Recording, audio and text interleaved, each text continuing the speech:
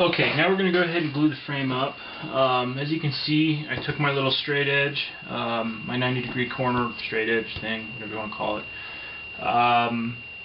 and I taped it to my cutting mat.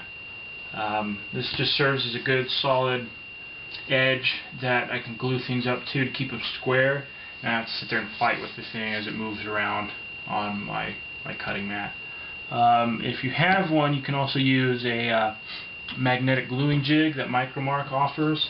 I have one, but for this use I'm just going to go ahead and just do it right on the mat and use this. So first off, we'll take one of our sides, stick it in the corner, we'll take our bottom piece, we'll just kind of butt the two to each other, take a little bit of glue, and we'll just run it right there on that seam. Just give it a little bit of pressure, and it'll be good here pretty quick. You just move it around just so it's not sticking to your mat. Make sure you're staying square, and you should be good. Square is key. Okay, then we can go ahead and take our second piece here as soon as that is good.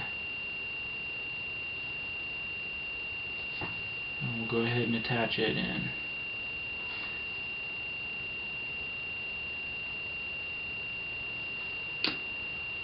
As long as this front is square on the right, excuse me, the side, not the front, we'll help keep this one square as soon as we move the top in. And the top, all we're going to do is just slide it in between the two sides and just make it so it's flush across the top. Do the same thing, just a little bit of glue in there. You can't use too much force because you'll do what I just did and push the whole thing out of whack. So pretty much just kind of just needs to sit in there. And if you get a little rough glue marks here and there, it's okay. We'll file everything up and make sure everything's good and clean.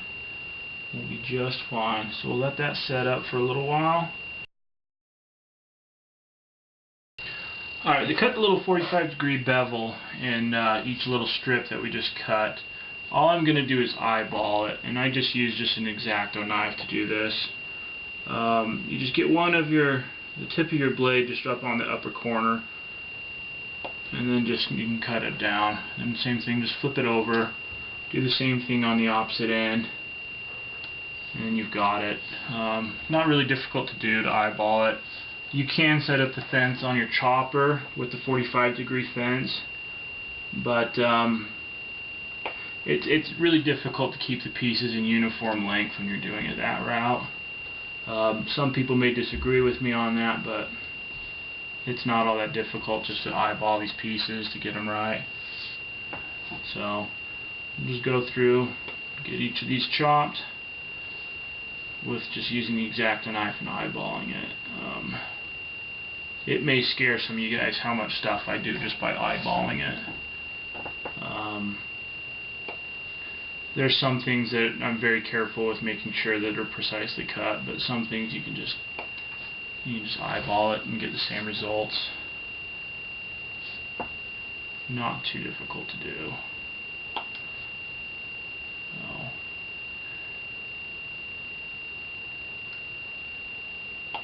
And then since we had extra ones, if you mess one up pretty bad, you've got extra pieces. So we've actually got all 6 cut, and those are just the 2 extras that I had. So you probably can't see these because of the camera being a little bit of a distance away from my cutting surface. So now that we've got these cut, we're going to go ahead and glue them onto the frame. So to do that, we'll just go ahead and take our frame, and to add these on, we're going to put some glue down first, and then we'll just run just a light little bead just across the top of the seam. Again, don't need to be too terribly exact. And then to handle really little pieces like these, I always use an X-Acto knife. And you just touch the piece, and usually you can pick it up with just the tip of it. Sometimes it struggles a little bit to get it. These pieces are all facing the wrong direction.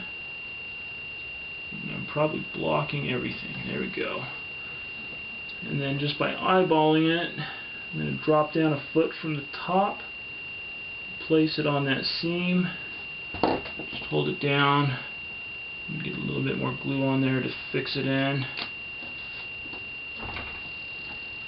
Actually pretty good and square. So that's the first rib. We'll go ahead and do the next one, and then I will skip forward. See if I can get this over.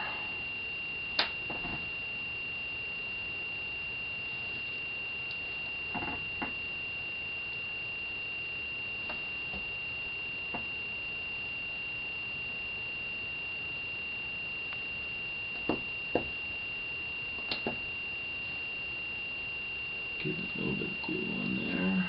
And just a hair off on the one I first did. Just rearrange that slightly using the X-Acto knife to straighten that out. Okay, we're good. Put a little bit of glue across the bottoms of the two, and that's good. So we'll go ahead and add the third piece, and then we'll skip ahead to the next. Okay, we've already got the frame now all glued up.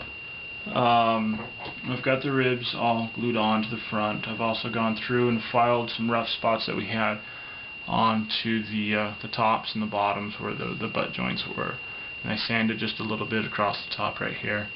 Next up, I'm going to go ahead and spray a coat of paint on the whole frame, except for the back, with my airbrush. On the prototype, it's kind of a light tan, kind of a yellowy color. So we're going to go ahead and try to do something fairly close with that.